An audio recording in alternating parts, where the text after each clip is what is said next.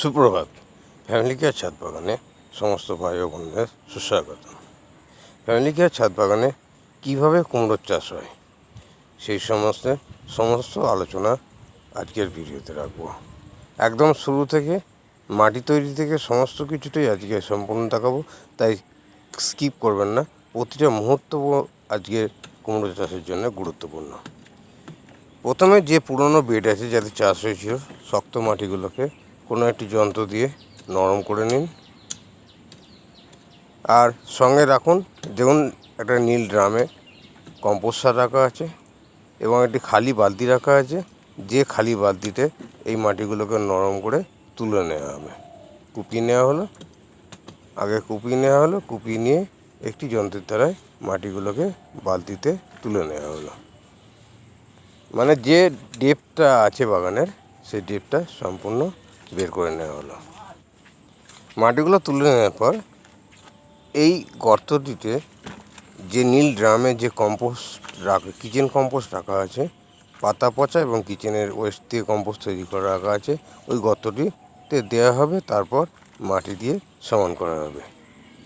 এই যে 1 drum compost সার নিচে দেওয়া হলো মাটির নিচে, এই গাছটি যে 3 থেকে 4 মাস ফলন দেবে, তার উপযুক্ত খাবার তৈরি হবে এই কম্পোস্ট থেকেই। কম্পোস্টটি দিয়ে মাটি চাপা দেওয়ার পর অন্যত্র বীজ থেকে চারা তৈরি করা থাকবে। 10 দিনের চারা এনে এই মাটিতে বসিয়ে দেওয়া হবে। এখন এই গাছগুলো 20 দিন পর যে চেহারা নেবে, দেখুন নিচে কম্পোস্ট, উপরে মাটি, এবং যে 3টি গাছ বসানো হয়েছিল তার থেকে 2টি আছে। এই 2টির চেহারা কিন্তু একটা খুব ভালো জায়গায় দাঁড়িয়েছে।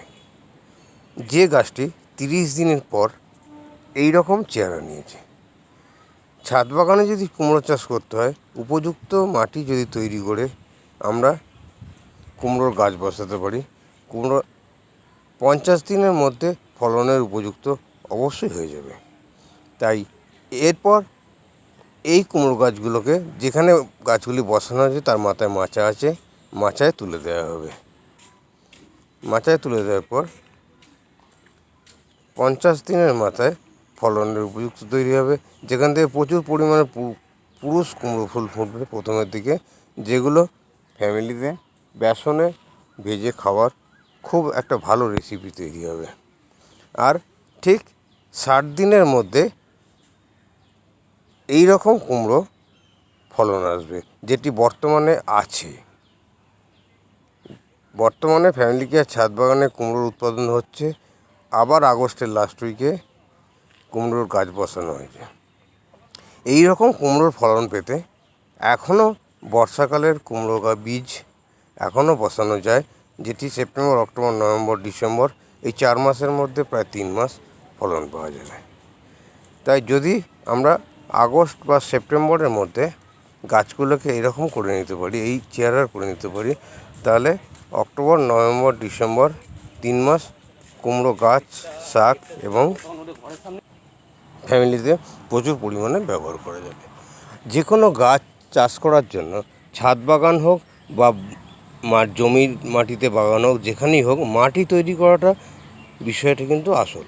ছাদে যেহেতু হচ্ছে, একটু ডেপথ এবং দৈর্ঘ্য প্রস্থ যদি ঠিকঠাক থাকে, গাছগুলি কিন্তু অবশ্যই শ্রীবৃদ্ধি পাবে।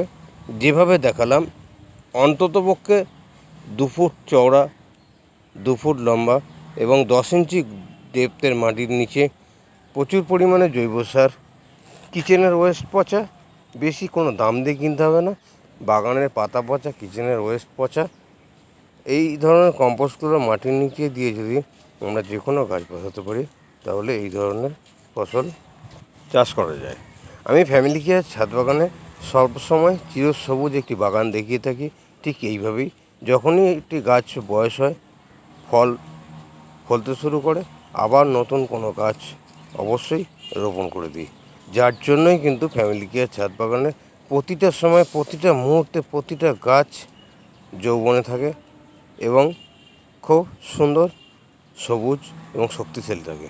যে কুমড়ো গাছগুলো দেখছেন, এই কুমড়ো গাছগুলো মাত্র 1 মাস বয়স। 1 মাসের মধ্যে যে গাছগুলো তৈরি হয়েছে, আর 1 মাসের মধ্যে এগুলো ফলনের উপযুক্ত হয়ে যাবে। তাই সমস্ত ভাই বোনকে পুনরায় নমস্কার জ্ঞাপন করে আজকের ভিডিও আমি এখানেই সমাপ্ত করব। শুধু ঈশ্বরের কাছে কামনা করি আগামী প্রভাতে যেমন আরও নতুন কোনো ছাদ বাগানের টিপস নিয়ে, নতুন কোনো সবজি চাষ টিপস নিয়ে সকলের সঙ্গে দেখা করতে পারি, কথা বলতে পারি, এই আশা রেখে ঈশ্বরের কাছে প্রত্যেকের শুভকামনা করে এবং আজকের ভিডিওটি দেখার জন্য প্রত্যেকের কাছে কৃতজ্ঞতা স্বীকার করে আজকের ভিডিও এখানেই শেষ করছি। নমস্কার।